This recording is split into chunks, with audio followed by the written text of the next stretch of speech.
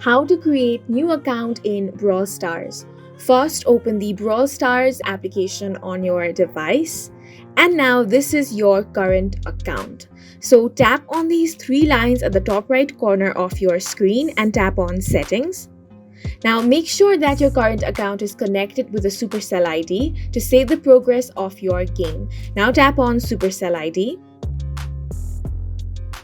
Over here, you want to tap on the gear icon, and that should open up your settings. Now scroll down a bit and you will find the logout button. Tap on that. And now you want to log out of your current account. Now tap on play without. And once you do that, you are going to start a fresh game. And in this way, you have successfully created a new Brawl Star account.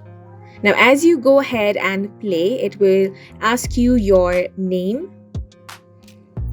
After entering the name, it's going to ask you your age. So here you can add your age. And after that, you can continue to play with your new account. And that is it for this video. We hope you guys found it helpful. Please make sure to hit the like button and subscribe for more helpful tutorials.